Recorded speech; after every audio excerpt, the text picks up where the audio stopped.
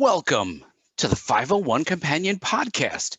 This is episode number 11. And there are some fun 11s that we want to talk to you about. Of course, everybody knows that Spinal Tap taught us that an amp can go beyond 10. It can go to 11. Did you know that World War I ended on the 11th hour of the 11th day of the 11th month? And just for context, we just finished the outline for this podcast on the 11th hour. Nick, cue the music.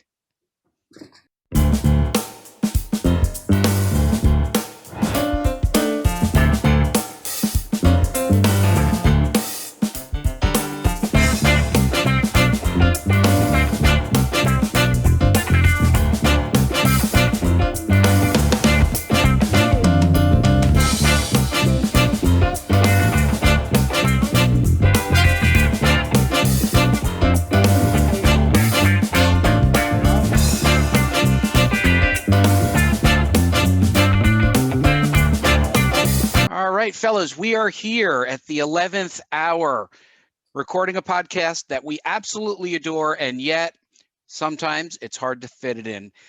But we did, and we're here. I'm here with two guys who just are going to rock your socks off. First, let me introduce you to Matt Balo, our Chief Marketing Officer. Matt, tell them who you are, what you do, and what your thing about 11 is. Well, first, hi, I'm Matt. I am your digital marketer. I have about 20 years experience in marketing in general, and I've been a digital marketer since the 90s, before it was trendy and cool to be. And my 11 is, I think if we start a production hour, it should be called 11th hour, because that's about when it takes to get stuff done. And it's amazing what goes into these things and the amount of time, the 11 hours, 11 minutes, 11 days to get everything done, everything read, everything researched, and then back out to this wonderful audience. So it's great. I'm looking forward to the show today. Some good topics and interesting discussion. So should be a good one. It will be a good one, Matt, especially because our co-host Nick Rufa actually uses 11 as the midpoint marker for his day. Nick, tell him who you are and why you're excited about number 11. Hey, I'm Nick, your company's computer guy. Like Matt, been around for way too long, working on tech, a little bit of marketing mixed in. So 11, yeah, 1 and 1 is 11. That came to mind, buddy, when I was trying to think of a good 11, 1 and 1. Bring it back to Yankees last week, number 10. This week, number 11, famous Yankees, Fred Stanley, the chicken. 1970s Yankee, we're 11. Oh, look at you, pulling out the history books. Love it. Well, Nick, 11, 1 and 1 makes 3. Nothing. We don't have any binary. Listen, Nick found it funny. Thank you, Nick. I appreciate the tech geek jokes. You guys are the best. As you can see, for those of our audience who are watching us on Netflix with our virtual Netflix on YouTube are seeing our virtual backgrounds, I am literally sitting in a Lexus right now, and I feel good about it. This is a very comfortable car, very performance oriented. They are not a sponsor of the show. My name is Buddy Scalera. Not yet. Right. My name is Buddy Scalera, and I am a content strategist. And I think you're going to see me coming out of my shell in this episode, because we're going to be talking a little bit about your content strategy for charities. But let's not jump ahead. We have some news to cover, fellas. Over the past couple of weeks, we have covered some really important news stories for charitable organizations. The first one, a couple weeks ago was high-profile donations were on the rise. And then Ford unearthed over $100,000 of materials, which they donated to Dearborn facility right there in Michigan. But the one that caught my eye is the one probably that will be buzzing very soon. Elon Musk has been dropping donation money in record numbers. Now, of course, Elon Musk is on any given day, depending on Tesla's stock, the richest man on the planet, or maybe the second richest. So it depends on stock fluctuation. Depending on the day. Depending on the day. Sometimes he's falling ahead, sometimes he's falling behind, but he is not falling behind in his charitable donations. He did drop a lot of money. He's actually moving his own residence from California to Texas and brought $30 million to the schools there to help them get kickstarted, and is apparently on a tear with donations. I'll start with you, Nick. What were your thoughts on this story as you started seeing Elon Musk and his donations? I I think he receives a lot of bad publicity. Let's just say that, and I'm not very pro or con either way. But anytime somebody's going to donate, I think it's a great thing. Um,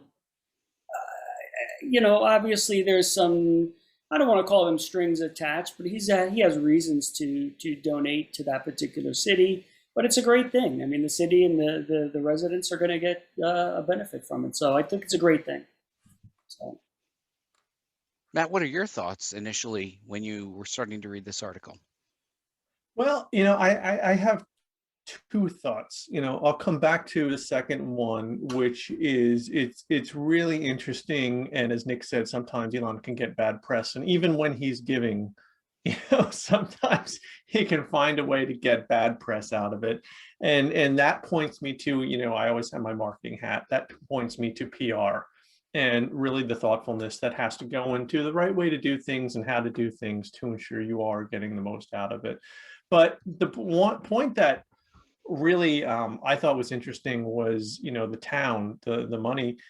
One of the articles noted they weren't prepared for it. They didn't know it was coming. And so, I do think it's interesting, when you see these things happen, and a large donation come in, or you see a big change, or, Ice Bucket Challenge, ALS.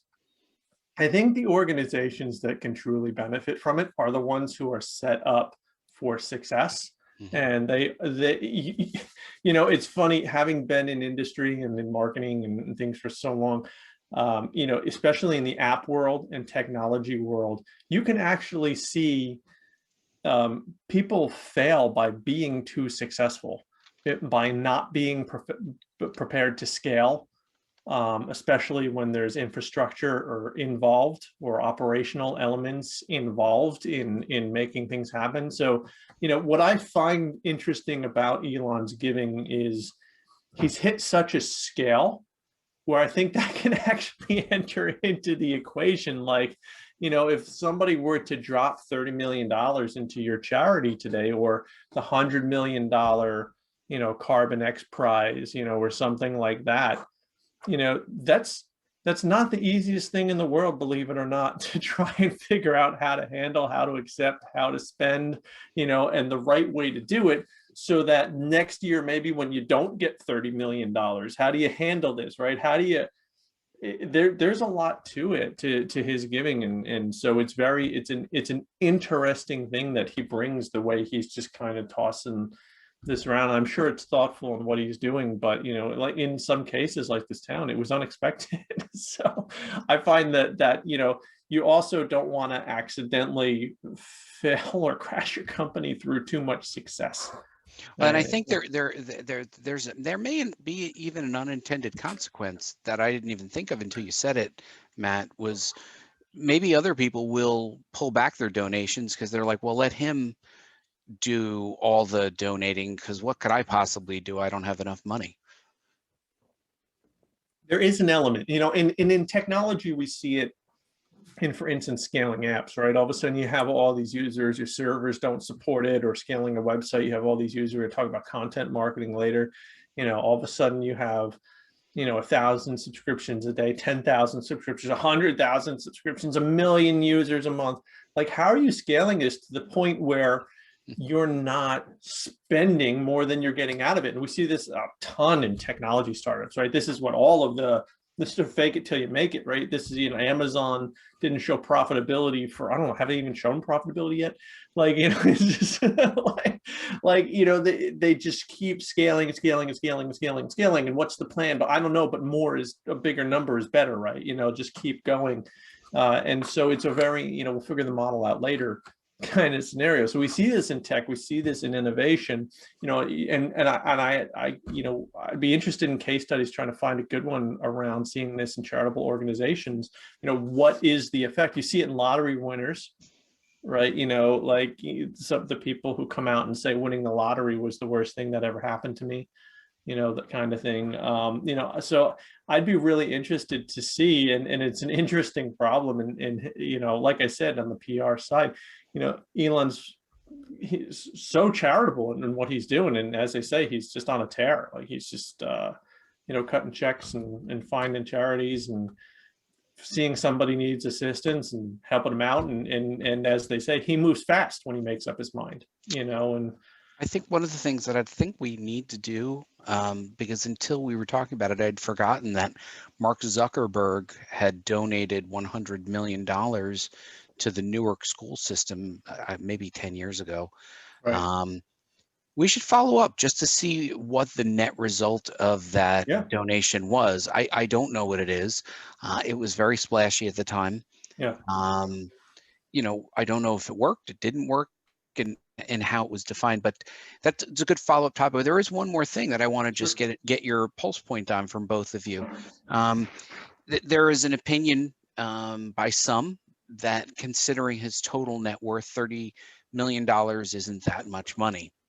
And yet $30 million, no matter how you slice it, is still a lot of money.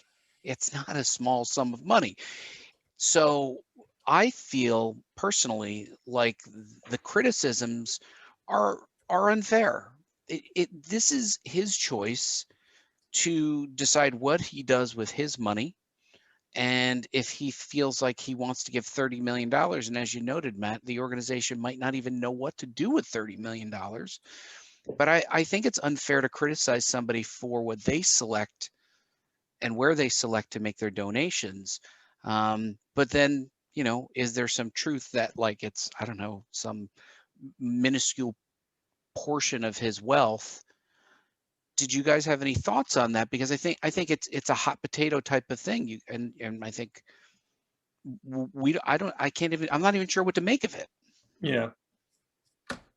Yeah. Well, I was saying, that's kind of where I was going earlier, buddy. I think he gets bad press. I guess the good for him is that he doesn't really seem to care about how the press treats him. So he just does his thing. So that's a good thing. But yeah, I agree with you. I would never knock anybody for giving, no matter what. I mean, who says that's his last donation? So. Well, I mean, didn't he sign the one that basically says at some point he'll give away pretty much everything, right? I don't know if he signed the billionaire's pledge. I'm I not thought- sure if he did. He might have, but that's hardly the point. The people who are criticizing that it's not enough, in proportion to his wealth. Well, he might have a lot of different places where he wants to make donations, and it's his choice. It's not real. That's what taxes are to take a certain amount and then have a government make the decision. As an individual, he's making an individual decision. So I get that, and in some cases, I guess I could share that opinion, but I don't know. I mean, like on the other side of it, like, I mean, think of all the good they do. I mean, Yes. right? I can't argue with that. So here's two points for you. One is, like Bill and Melinda Gates have done so much, right, for so long. And, are they still living well? Yeah. Yes. Right. Yes. I mean, they're not clipping coupons. So, on one side, I have to say, like, you've eradicated a virus, you've brought sewer systems to towns and clean energy and I mean, just clean water, and just like you could just go on the list. And it's like, you know what? So you live in a nice house. I'm not gonna. I mean, think about like all the good that they've done, and it's just like, I don't know. I think that's, you dedicated your life to, volunteering and charitable organizations. I think that's pretty good. Go back to your nice house. It's okay. Like it's. But on the other hand, I've also there was a TED talk by a guy who was can't remember the name, but he was very well off, had made some smart investments, did really well, and actually confronted this topic head on and said, people ask me, why don't I just give away all my money? Why do I come out and ask you for money when I've got plenty of it? Well, and also, And go ahead, Matt. well, I just want to give you his answer. His answer was that I can do more good with my connections that my money gets me and my influence and thing than I could if I just gave it all away. So in general, he thought the sum of what he could do positive in the world, and this is what I guess he had chosen to do at the time, was that he believes he could do more good with his position and status and influence that his wealth gave him than he could if he just simply gave it all away and spent down to, let's call a normal American average income. And so I think that's interesting too. So, I mean, do people criticize? Yeah, but at the same time, are you going to criticize for, if you're the one whose child is getting a meal at that school or something that like, no. Well, and my concern, and I think that there's always an unintended consequence. Does someone of that means say, you know what, I'm damned if I do, I'm damned if I don't, just forget it. Just forget it. Do they think they're going to bully someone into donating a sufficient amount of money that they think is the sufficient amount? And I agree with you, Matt. What about the good that's done? If that was going to feed students, if that was to improve school equipment, let's look at what the end is and take the charge out of it and just say, hey, in this world, somebody decided to do some good. And I think that to me is the takeaway, which is maybe it'll never be enough for the Twitter crowd. But, yeah. Don't stop giving, don't stop being generous. But also recognize that, the cancel culture is really harsh right now. Right? Yeah. I mean, on both sides, on all sides of the political spectrum, the cancel culture is really harsh right now. And I think that sometimes just say, like, somebody did something that they thought was thanks. Yeah, thank you. Yeah. No, look, I mean, I think he's out there, he's donating. I'm sure the charities that are receiving the money are plenty happy with it. I'm sure the people who are benefiting from those charities, or people or animals or places or environments, are plenty excited too. I do appreciate that at that scale, they're tackling big problems, right? They're talking clean air, environmental issues. This is at the scale that countries tackle. So I mean, you kind of appreciate that. Bill and Melinda Gates are attacking viruses and clean water, and I mean, so there's also a scale to it, I guess, right? I mean, it's not something that my donation, buddy, me and you, it's Nick, we'll all chip in, we'll make an X prize for clean air, and we'll see if we can beat Elon.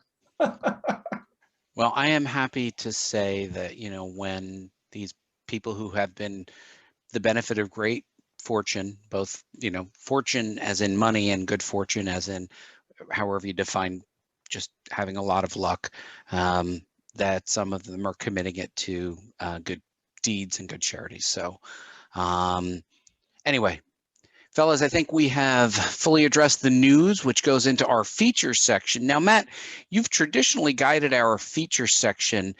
Tell us where we have gone so far on our learning journey, and then tell us where we're going. Okay, so where have we been? We have learned about ourselves.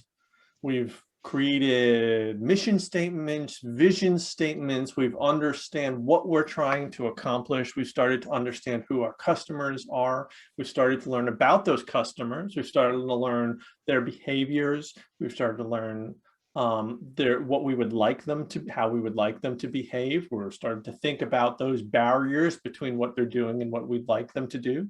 And again, this was not just focused on money. I know we do talk a lot about money, but there's other things, right? Because organizations are typically mission driven, and a lot of times we can contribute directly to that mission and further along our goals.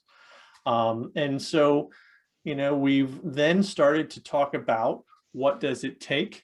What are we positioned to help overcome those barriers, and what is the cost of overcoming those barriers versus the benefit? So we start to understand where are the opportunities. We may have a high cost with a high benefit, but it's unlikely, might be not the best opportunity. Maybe it's a lower cost, small benefit, but we can do it at scale. Maybe that's a better opportunity, or low cost, high benefit, even better, right? So, we started to learn about that. And now what we're starting to get into is, okay, now that we've figured it all out, we've learned about us, we've learned about them, we've learned about behaviors and systems and journeys, we've put it all together over time. Now we're starting to craft our strategy for how are we going to get information from us to them to really make this happen. So we're starting to get tactical. We've been very strategic. And the first step on that is to talk about content strategy. Now, audience, I'd like to let you know that we have with us on this podcast today one of the foremost experts and speakers in the field of content strategy and content marketing. He's Nick not. Rufa. So I'm actually today gonna step a little bit to the side. I'm gonna keep us on our trajectory through this, but buddy, I'm gonna hand it off to you to start to talk about content strategy and content marketing. You want to kick us off? I do. And thank you for the lead up, Matt. I think the learning journey that we've been on with you has been extremely helpful. And it has helped us think a lot about positioning and marketing, and then the relevance of the user journey from a person who just wants to do something good and wants to donate to a charity, or to the life cycle of that charity. There's any number of ways you can frame that out. But the currency of the internet really is content. And by content, we mean the things you see on the internet, on your phones, on apps, in your emails. And all of this is created by typically somebody, and it should have a purpose. And I'm going to give you guys two definitions, and they're both closely related, but they're similar but not the same. So I'm going to start first with the one that most people think of when it comes to marketing, and it's called content marketing. Okay, content marketing. It is a form of marketing. And I'm going to read a definition, and we'll provide these definitions in the show notes. This is off of the Content Marketing Institute. And they say that content marketing is a strategic marketing approach focused on creating and distributing valuable, relevant, and consistent content to attract and retain a clearly defined audience, and ultimately to drive profitable customer action. Okay. Now, what does that really mean? Well, you're making content that drives somebody to an action, which is very much what you've been talking about, Matt. So I can put content. We'll just use websites because it's really just an easy way to get started in thinking about this. So if I am setting up to do some sort of fundraiser, and I would like to raise funds for a particular event, well, I want to put some content on a website to make an announcement, because we're going to have a fun run, a 5K fun run, and we want people to come bring a check, and then also make other donations. You're going to need content for that. That's content created for a specific purpose with an outcome in mind. Now, the better the content is, and the more focused it is on that user, the more likely they're going to read it and go, oh, let me click through. But if you create content that's really confusing, people don't know where the button is to click or register, they can't understand it because it's written in a very muddied way that the layout is hard to read. These are all problems with content. Now, these are all solvable problems, but at the root of it, your content has to be created to drive the action that gets a result. Now, not every piece of content will be aligned to profit, like Matt has said in the past. Sometimes it's just informing, reinforcing. That is, you did a good deed. Thank you for doing a good deed. Here's where your good deeds are helping others. Okay. Right? So let me unpack that for a second. All right. So you noted that it is an approach focused on, as you think you defined it as, creating and distributing valuable, relevant, and consistent content to attract and retain a clearly defined audience. Is that what you said? Something like that? Yep. Okay. With an outcome, like you have a goal. You have to have a business goal in mind. And then it said, and ultimately to drive a profitable customer action, profitable being relative for organizations versus for profit groups, right? Mm-hmm. So just unpacking that for a minute, that first part. So you have a goal. So you have, as we said, we started working on target audiences, right? So the right audience, you want the right audience, not just anybody, not just any audience, right? The one that you're looking to work with. So for instance, if we were working on a charity for animals, we would probably want animal lovers. Yep. Right?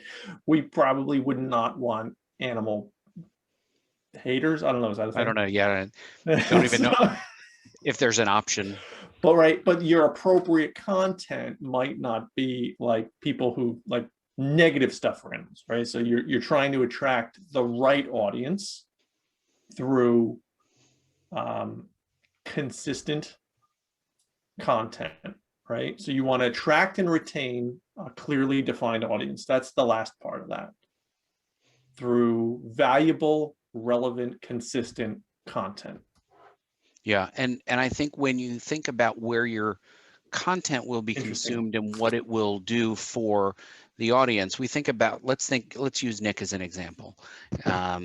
Nick's an animal lover. Nick is a sports lover. Nick might be attracted by an article that said, the best mascots in sports. Or cats playing baseball. Cats playing You stop by Nick's desk during the workday at any given point, he's Googling cats and baseball. But when you think about that, though, here's an opportunity now to appeal to that cross section of two things that interest Nick. Nick, you'd read an article about the best mascots in baseball, right? Sure, I'll read another. Another? Yeah. Because he's read all the others prior to that. But that article could go into reinforcing that each of those animals was a rescue animal, and that Nick might then trigger in his mind, oh, you know what? We've been thinking about rescuing a pet as well. That's a content marketing effort, and then the reinforcement of that is what, if they know that Nick likes sports, they may add him to a newsletter that segments sports, and they find enough people, they might have a separate newsletter for that. That's a content marketing effort. Now, that's slightly different than content strategy. And I promise you guys two definitions because they kind of matter. Content strategy is often confused with content marketing. Content strategy, on the other hand, and it's a very subtle difference, guides the creation, delivery, and governance of useful, usable content. And once again, we'll give you the definition for that.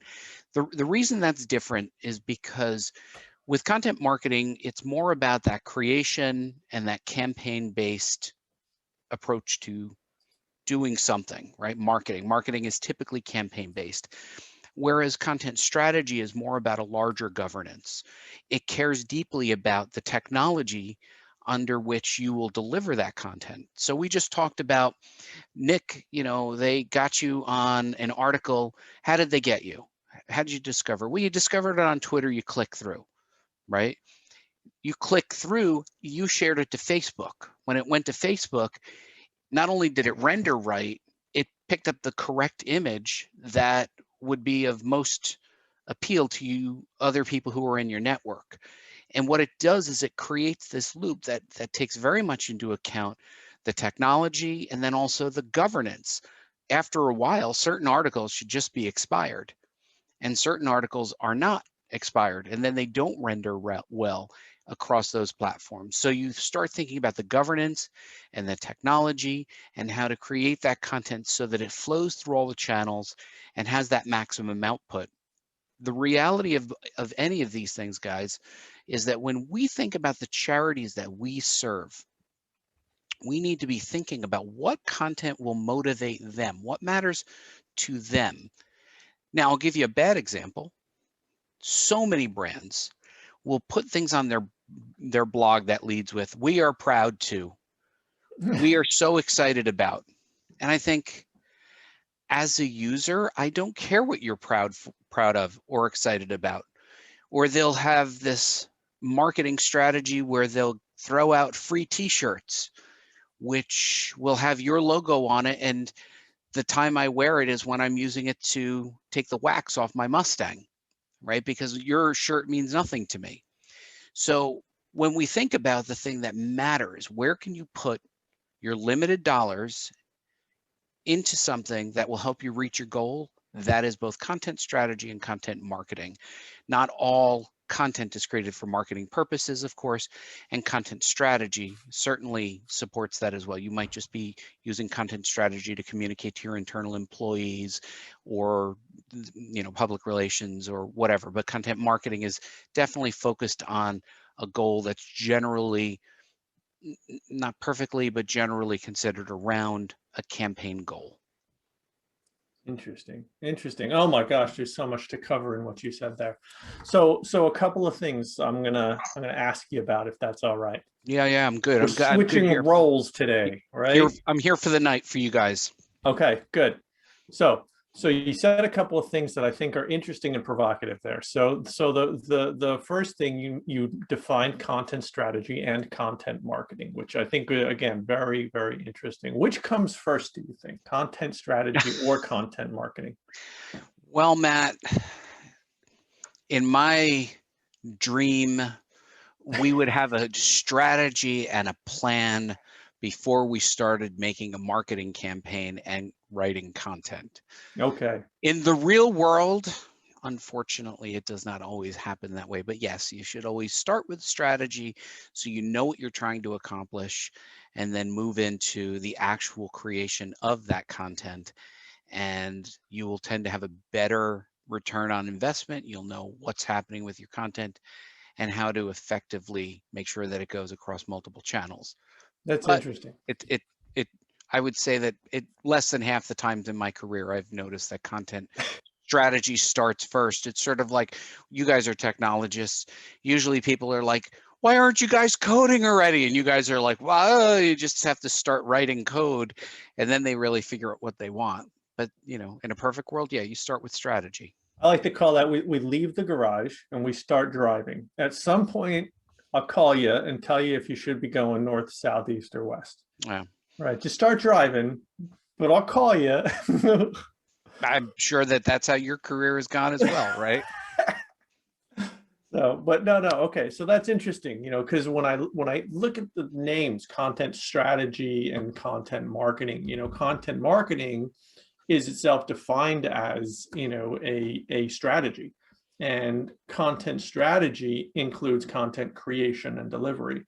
So it's kind of interesting the way, the juxtaposition of the names and the definitions and the roles that they play in what they're doing.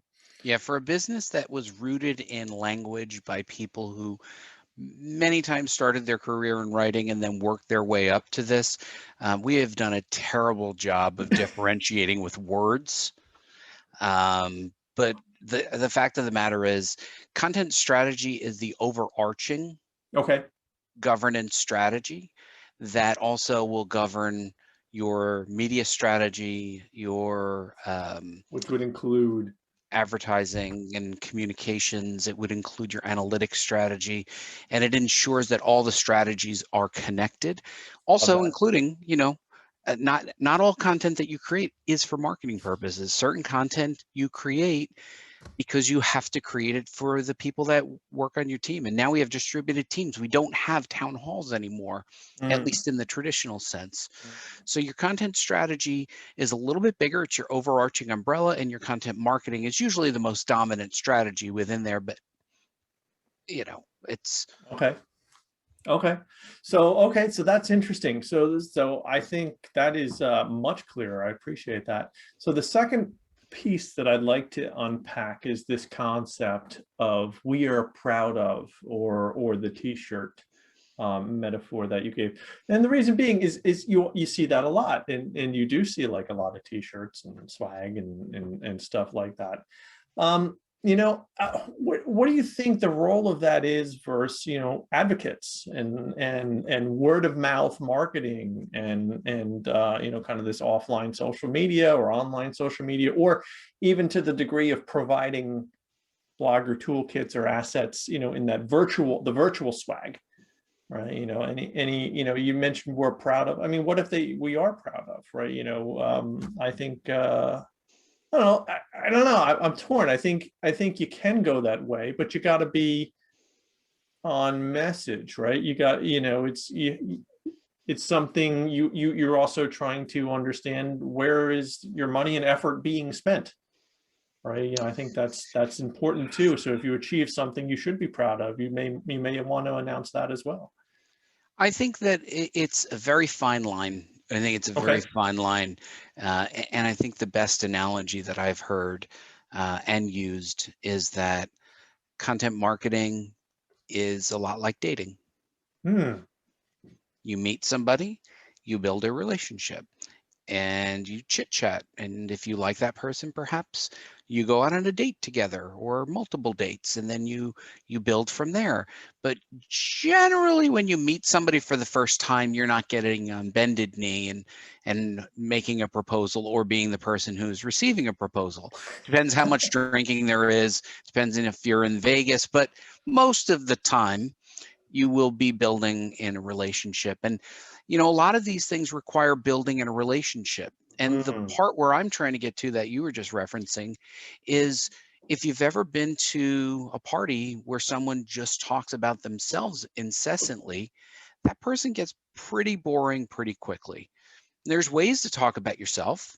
Certainly you have to share in a party, but there's also the other way where people forget that you're not the most important person in the room. And I think sometimes brands, and not just charitable brands, just brands in general, will talk about themselves like they're a real person and they're really proud, and you don't care how proud they are. What you want to know is, what did you do? And the lead could be organization, raises money with donors for, all right, 5K raises $1 million for, hungry students in Michigan, right? Great lead. Doesn't have to be, we are proud of our contribution that led to, and all of a sudden you're like, wow, well, you're really going out of your way to take credit for that, aren't you? You'll get the credit. Yeah. I think the really important thing, though, is getting that information out there. And I cringe a little bit when brands talk about themselves too much instead of what their real mission is, which is to serve whatever their constituents are. It could be their customers, or in our case, it could be just the charities that they lead.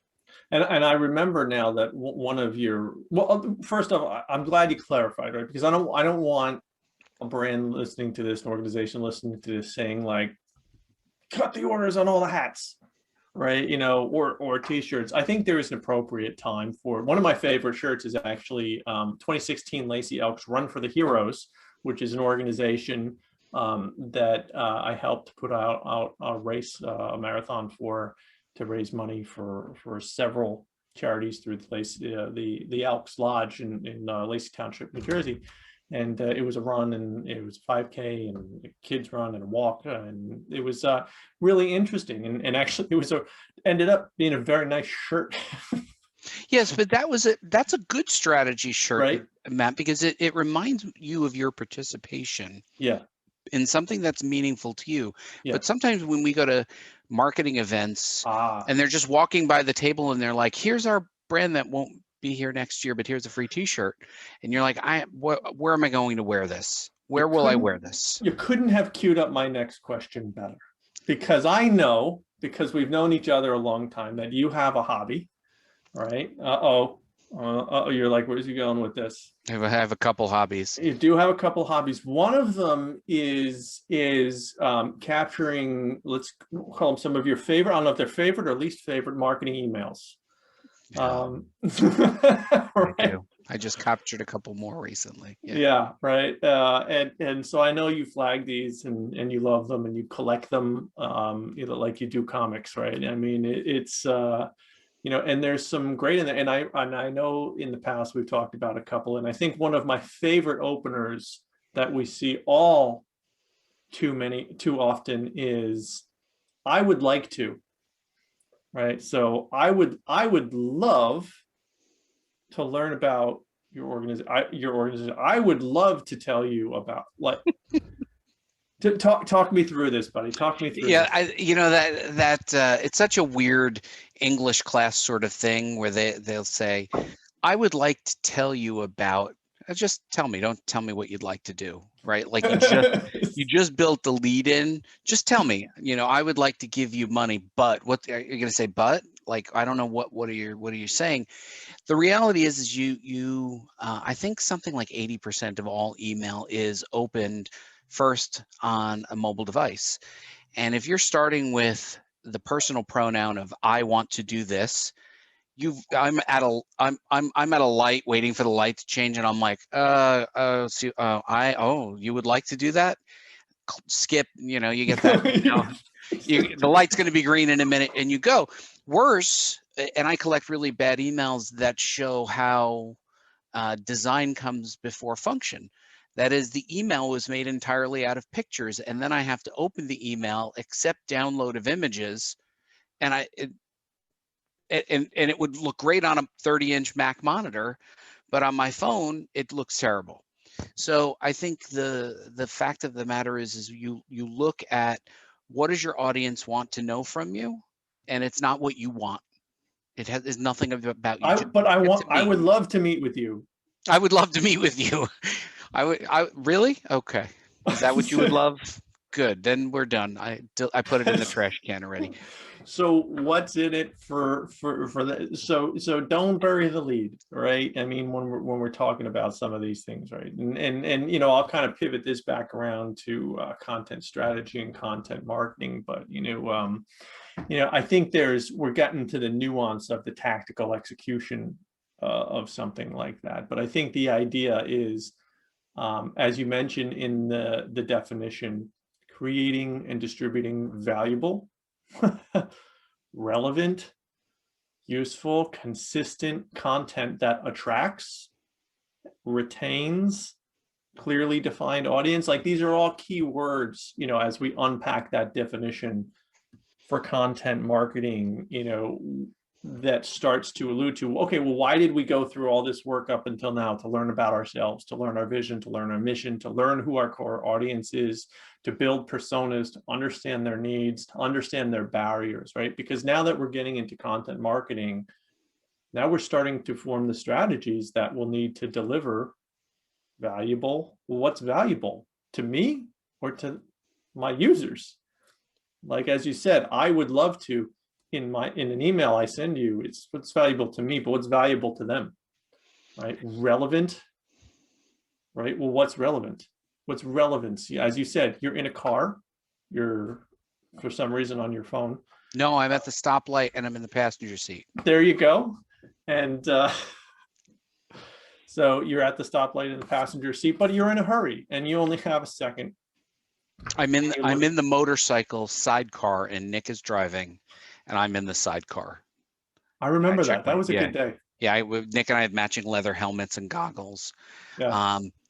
Look, I think, when you think about the tactics that you're going to be doing, content marketing you really have to know your user. You have to know what moves them, what motivates them. I was listening to a podcast just today while I was out for my walk, and they were saying, it was a great lead in. They said, we have helped some 600,000 people get electricity that never had electricity prior to this. And we are seeking donations to ensure that this coming year, we can accomplish the same, to ensure that people without electricity in parts of the world can get it. And that's why we're seeking donations. I was like, that's a clear value proposition. Yep. I would put down $1 for that, because I think, and then they go on to be clear, like, here's how we did it in the past. And there was no we're proud of, I would love to tell you about. They just got right to the point. 600,000 got it. 600,000 more got it. Something that we take for granted, and it's only going to cost you $1. All right, sign me up. That's right. That's right. And so when we talk about that consistency aspect of this, I mean, is this kind of about empire building? Are we building the pool? Are we building the barrel for the fish, the pond, whatever we want to call it? Are we attracting an audience? Is there an overtime? What's the commitment? What's the time commitment? What are we looking at in content strategy? Is there an acute element to it?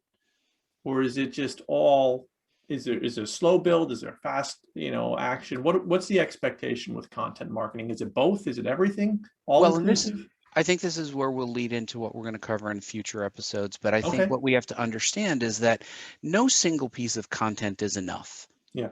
That is, after you have received, let's just use the electricity example. Let's just say you made a donation to that organization.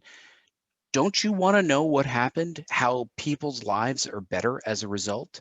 That's content. And that's Stories. a lot of what you've been talking about, Matt, which is that ongoing relationship.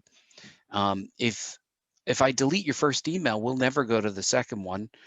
We will need to build that relationship. But if you lead that email and says, see where the donation that you made last year has gone to help people, meet the people, personalize them, show their faces. And gosh, that's, to me, that would motivate me. It might not motivate everybody, but you'd have to find a hook that motivates people. And that requires ongoing content creation. And content is generally pretty expensive to make. We think about it just as copywriting, but there's a lot of elements from design and web coding that go into it, multi-channel planning. So yeah, it does require a strategy. And I think that the areas that we're going to be exploring in upcoming episodes will be about how do you build that first piece of foundational, what we might call cornerstone content, and then begin to build out and radiate, and then see what works for any particular audience. I'll go back to Nick. It could be if Nick, says, I'm very interested in knowing what other pets professional baseball players own and where they make their adoptions from, and that could resonate with him. And we don't know what will resonate with people, but you don't know unless you have a plan and have a measurement plan in mind to be able to tell how effective any particular content is at helping you to reach whatever goal you have, be it registration, be it participation, be it donation. But if you start with a good plan, then you know where you're going. I love it. I love it, because you just covered the last two bits of that definition, which is your goal. You want to attract.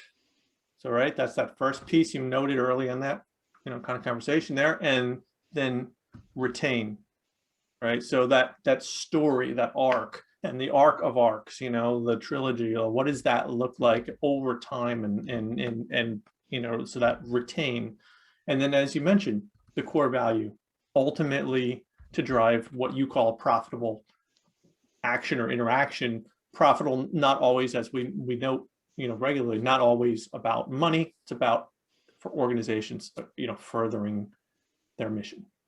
So, fantastic. It's interesting when I think about that. I think, like, if you start and you have an organization that creates a website like 501c3lookup.org that has, you note it provides a service to charities and organizations, this good lookup, this good information, this is how we went, right? We started to say, well, how do we expand from there? What's our content strategy to say what else could be valuable to people who are using this site? And we said, well, this topic, these content, these conversations we think could be valuable. And we start to spread out from there. And obviously, we know we have a plan to continue to evolve. And so I think that's interesting, right? So thanks for covering that today, buddy. No, Matt, and I think it's great, and it was your idea to use it to add on to the foundation that you'd been building, helping us to get here. And I feel like we've covered the topic, and we are coming to the end of the show. I do want to make a note that these podcasts and more are on the 501c3lookup.org website, and that website was built and maintained by our very own Nick Rufa. And it is a wonderful resource. Nick, how much do you charge per week for people to use your website? $0 to visit, to search for your favorite nonprofit. Then this is a resource that nonprofits and fans of nonprofits should be checking it out. Nick, what's that URL address again? It's 501c3lookup.org. And for our podcast, you can look at it. You can look in the top menu, 501c Companion. So this episode and past episodes will be there. That is perfect. And Nick, since we got you on the line, where can they find out more about Nick Rufa? You can find me on Twitter at Nick_Rufa, Instagram Nick Rufa. Those are probably two best places. And of course, the 501c3lookup.org website. Yeah, which have profiles there. Nick is always updating that website. I love to hear about this stuff every time we talk. Hey, I updated this, updated the data, made something a little more efficient. So it's always growing behind the scenes. That's good work over there. I agree, Nick. You're doing a wonderful job, and it is a free resource for anybody to use. And Matt, since you were just up, where can they find you? You can find me at my base station of MatthewBalogh.com. That's BALOGH. There's no U. From there, you can link out to most of my social elements. There's a blog there, a couple other things going on where you can find me. I like the professional dialogue that goes on in the LinkedIn groups, really kind of focused and interesting. So you can always find me in those LinkedIn groups. And my name is Buddy Scalera, and you can find me in the Marvel Cinematic Universe on Disney Plus channel. I'll be playing the role of Captain America. But if you want to reach me directly, my social media handles are all at Buddy Scalera, and of course my website is buddyscalera.com. We thank you for joining us each week for the 501 Companion podcast. It is your feedback and your kind notes that keep us going and help us to make the show better. So we are listening. Thank you so much for the feedback. And for the whole gang at the 501 Companion podcast, thank you very much. And of course, stay generous.